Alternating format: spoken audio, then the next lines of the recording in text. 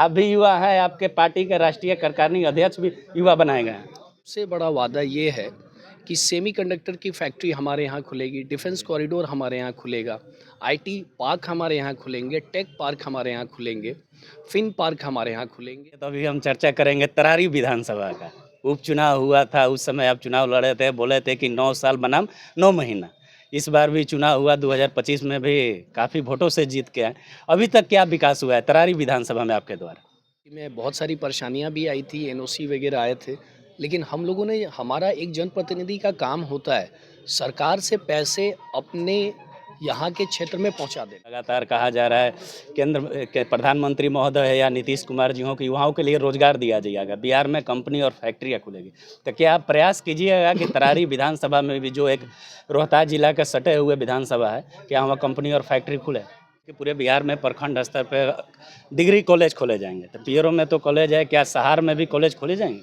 अपने केंद्रीय शिक्षा मंत्री श्री धर्मेंद्र प्रधान जी से मुलाकात करी है और अपने तरारी विधानसभा क्षेत्र से के लिए उनसे 2 चीज़ों का डिमांड किया है। नमस्कार, मैं अजीत कुमार, आप देख रहे हैं डिजिटल दस्तक। अभी हमारे साथ तरारी के युवा विधायक विशाल प्रशांत जी हैं। वहीं देखिएगा भारतीय जनता पार्टी के राष्ट्रीय कार्यकारिणी अध्यक्ष भी युवा बनाए गए हैं। नितिन नवीन जी राष्ट्रीय कार्यकारिणी अध्यक्ष बनाए गए हैं। इसी क्रम में विशाल प्रशांत जी इनसे बात करेंगे। क्या कहिएगा, आप भी युवा हैं, आपके पार्टी के राष्ट्रीय कार्यकारिणी अध्यक्ष भी युवा बनाए गए हैं। जी, सबसे पहले आपके माध्यम से, आपके चैनल के माध्यम से आने वाले 9 वर्ष की शुभकामनाएं मैं सभी को देता हूं। और साथ में जो हमारे राष्ट्रीय कार्यकारिणी अध्यक्ष हमारे माननीय मंत्री श्री नितिन नवीन जी को चुना गया है, उसके लिए हम लोग पूरे बिहार के युवा और ख़ास करके भारतीय जनता पार्टी के सारे सदस्यों और सारे कार्यकर्ताओं की तरफ से हम लोग स्नेह और प्रेम प्रकट करते हैं अपने शीर्ष नेतृत्व को, कि जिस चीज़ को आज तक किसी ने सोचा नहीं था, वैसे चीज़ों को पहली बार किसी बिहार के युवा को सीधे उठा के भारतीय जनता पार्टी का राष्ट्रीय कार्यकारिणी राष्ट्रीय अध्यक्ष चूज किया गया। और साथ में ये एक अपने आप में रिकॉर्ड है कि किसी भी एमएलए को सीधे राष्ट्रीय कार्यकारिणी अध्यक्ष के रूप में हमारे शीर्ष नेतृत्व ने चुनने का काम किया है। इसके लिए एक युवा और हमारे जितने भी युवा भाई हैं, सबके दिल में एक जगह ज़रूर बन गई है कि आने वाले समय में हमारा शीर्ष नेतृत्व किसी के लिए भी कुछ भी कर सकता है, वहाँ कोई भी रुकावट नहीं है। हमारे शीर्ष नेतृत्व की नज़र सबके ऊपर है। इनका राष्ट्रीय अध्यक्ष बनने से बिहार, खास करके बिहार के जितने भी पार्टी के कार्यकर्ता हैं, बिहार भाजपा को मजबूती मिलेगी। निश्चित तौर पे पहले तो पूरे देश को इसका फ़ायदा मिलेगा, क्योंकि एक युवा होने के नाते, जैसा कि मेरा हमेशा से डिमांड रहता है कि युवाओं को भी भागीदारी देनी चाहिए, और हमारे शीर्ष नेतृत्व ने इतना अच्छा काम किया है और पहली बार में ही उन्होंने हमारे युवा भाई को राष्ट्रीय अध्यक्ष के तौर पे, कार्यकारिणी अध्यक्ष के तौर पे जो मनोनीत किया है, ये पूरे देश के युवाओं के लिए एक जोरदार, मैं क्या बोलूँ, एनर्जी भरने का काम किया है। आने वाले समय में पूरा देश जिस तेज़ी से हमारे युवा भागते हैं, उस तेज़ी से भागने के प्रयास में हम लोग हैं, और हमारे बिहार को तो बिल्कुल निश्चित तौर पर आगे जाना है। हमारे माननीय प्रधानमंत्री ने जो चुनाव के समय बहुत सारे वादे किए हैं, जिसमें सबसे बड़ा वादा ये है कि सेमीकंडक्टर की फैक्ट्री हमारे यहाँ खुलेगी, डिफेंस कॉरिडोर हमारे यहाँ खुलेगा, आईटी पार्क हमारे यहाँ खुलेंगे, टेक पार्क हमारे यहाँ खुलेंगे, फिन पार्क हमारे यहाँ खुलेंगे। 11 हम लोग शहरों को तब्दील करने वाले हैं। प्लस जो आने वाला समय है, आपने देखा होगा कि अभी तक 3 कैबिनेट हुई है। इन तीनों कैबिनेट पर हमने सबसे ज़्यादा ध्यान रोजगार के ऊपर दिया है। तो ये समय, मैं कहता हूँ कि बिहार के लिए स्वर्णिम दौर है, और जब हमारे बीच के युवा, हमारे बड़े भाई श्री नितिन नवीन जी जब केंद्रीय अध्यक्ष बन रहे हैं, राष्ट्रीय अध्यक्ष बन रहे हैं, तो निश्चित तौर पर हमारे बिहार के जितने युवा भाई हैं और ख़ास करके भारतीय जनता पार्टी के कार्यकर्ता हैं, सबको फ़ायदा मिलने वाला है, और बिहार को तो निश्चित तौर पर फ़ायदा मिलेगा। अब विकास का चर्चा किए, तो अभी हम चर्चा करेंगे तरारी विधानसभा का। उपचुनाव हुआ था, उस समय आप चुनाव लड़े थे, बोले थे कि 9 साल बनाम 9 महीना। इस बार भी चुनाव हुआ 2025 में भी काफ़ी वोटों से जीत के आए। अभी तक क्या विकास हुआ है तरारी विधानसभा में आपके द्वारा?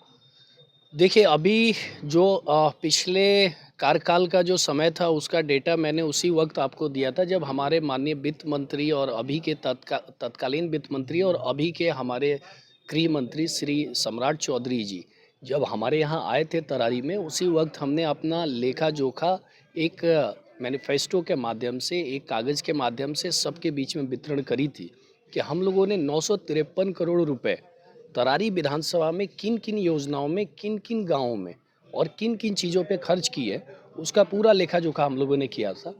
वो क्रियान्वयन हो चुका था। अब धीरे धीरे लोगों को वो कार्य ज़मीन पे दिखने लगे होंगे, क्योंकि समय बहुत कम था, उसी में बारिश का भी समय था, उसी में बहुत सारी परेशानियां भी आई थी, एनओसी वगैरह आए थे। लेकिन हम लोगों ने, हमारा एक जनप्रतिनिधि का काम होता है सरकार से पैसे अपने यहाँ के क्षेत्र में पहुँचा देना, वो हमने पहुँचा दिया था। लेकिन जो टेंडरिंग के माध्यम से लोगों तक इसका लाभ पहुँचाना होता है, उसमें 1 साल का समय दिया जाता है। अभी मुझे लगता है कि 6 महीने का समय हो गया है, 6 महीने और आने दीजिए। मैं वो जो 953 करोड़ रुपए थे, वो खर्च हुए कि नहीं हुए, उसका भी लेखा जोखा जल्दी ही दूंगा। तो बिहार में युवा की चर्चा होती है, तो प्रधानमंत्री महोदय है या नीतीश कुमार जी हो कि युवाओं के लिए रोजगार दिया जाएगा, बिहार में कंपनी और फैक्ट्रियाँ खुलेगी। तो क्या आप प्रयास कीजिएगा कि तरारी विधानसभा में भी, जो एक रोहतास जिला के सटे हुए विधानसभा है, क्या वहाँ कंपनी और फैक्ट्री खुले? देखिए, जो हमारा रोहतास ज़िला की अगर आप बात करते हैं, तो रोहतास ज़िला की मैं एक आपको हिस्ट्री बताने की कोशिश करता हूँ कि 1920 से लेके और 1953 तक वहाँ पे सिर्फ फैक्ट्रियाँ ही खुलती रह गई। टोटल 11 फैक्ट्रियाँ वहाँ खुली थी, जिसका उद्घाटन हमारे सुभाष चंद्र बोस जी के द्वारा हुआ था और हमारे प्रथम राष्ट्रपति डॉक्टर राजेंद्र प्रसाद जी के द्वारा भी किया गया था। वहाँ 11 फैक्ट्रियाँ थी, लेकिन बाद में और वो एरिया खास करके आप देखेंगे कि मिनरल्स में हम सबसे ज़्यादा रिच है। हम किसान भाइयों के द्वारा, हमारा जो क्षेत्र है कृषि क्षेत्र में सबसे ज़्यादा रिच है, जिसको धान का कटोरा भी कहा जाता है।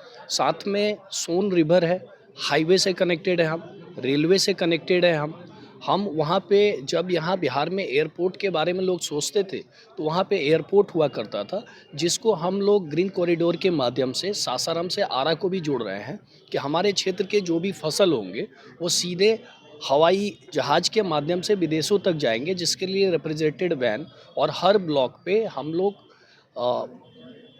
कोल्ड स्टोर डालने की व्यवस्था कर रहे हैं कि जो भी फसल और सब्जियां वगैरह हैं जो हमारे किसान भाइयों की होंगे, वो हम लोग स्टोर करके, और हमारे सरकार का काम होगा कि उनको दूर दूर तक पहुंचाया जाए और किसानों को सही रेट दिया जाए। तो रोज़गार के लिए हमारी सरकार, खास करके हम तरारी विधानसभा में पिछले हफ्ते ही हमने 11 कंपनियों का रोज़गार मेला लगवाया था, जिसमें बहुत सारे युवा लोग लाभान्वित भी हुए हैं और उन सब की सूची भी हम लोगों ने मांगी है कि जिन जिन लोगों को रिजेक्ट किया गया है कि उनको आगे आने वाले रोज़गार मेला में जल्द से जल्द हम लोग ये कराएं। जहाँ तक रही फैक्ट्रियों को लगाने की बात, हमारी बात जो भी शीर्ष नेतृत्व से लेके बिहार में हमारे जो चीफ सेक्रेटरी हैं, उनसे, हमारे वित्त मंत्री से, हमारे उद्योग मिनिस्टर से, हमारे उद्योग कमिश्नर से, सबसे हमारी बातचीत चल रही है और जल्द ही आपको अच्छी न्यूज़ मिलेगी। प्रखंड स्तर पे चर्चा हो रही है कि पूरे बिहार में प्रखंड स्तर पे डिग्री कॉलेज खोले जाएंगे, तो पीरो में तो कॉलेज है, क्या सहार में भी कॉलेज खोले जाएंगे? ये देखिए, ये हमारे सरकार का ऑलरेडी पहले से ही कैबिनेट में पारित हो चुका है कि बिहार के जितने भी ब्लॉक हैं, सारे ब्लॉक में एक डिग्री कॉलेज होना अनिवार्य है, जिसके तहत हमारा तरारी विधानसभा क्षेत्र पिछड़ा क्षेत्र रहा है। उसमें सबसे पहले हम लोग सहार के लिए, तरारी के लिए और पीरो के लिए भी हम लोग डिग्री कॉलेज के लिए भूमि चिन्हित कराने का एनओसी के लिए सीओ को दे चुके हैं। जल्दी वो एनओसी प्राप्त होते ही निविदा की प्रक्रिया चालू कर दी जाएगी।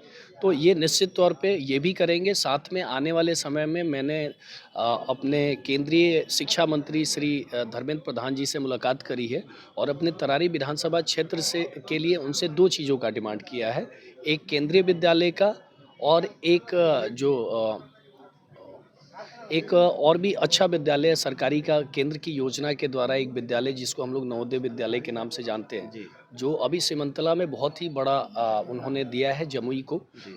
वैसा ही चीज़ों को लेके मेरी उनसे डिस्कशन हुई है और उन्होंने मुझे आश्वासन दिया है कि जल्द ही तरारी विधानसभा में भी केंद्रीय विद्यालय और नवोदय विद्यालय आएगा। तो अभी हमारे साथ तरारी के युवा विधायक विशाल पासवान जी थे, इनकी बातों को सुने। इनके साफ तौर पे कहना था कि तरारी में कंपनी फैक्ट्री भी खुलेगी और केंद्रीय विद्यालय हो, नवोदय विद्यालय हो, ये सब वहाँ खोले जाएंगे। इसके विकास के लिए जो भी केंद्र से लेकर बिहार तक जो भी करना पड़े हम प्रयास करेंगे, लेकिन वहाँ हम विकास करने का प्रयास करेंगे। पूरी बातों को आप सुने, ये बात कैसी लगी, आप अपनी प्रतिक्रिया कमेंट बॉक्स में दें। धन्यवाद।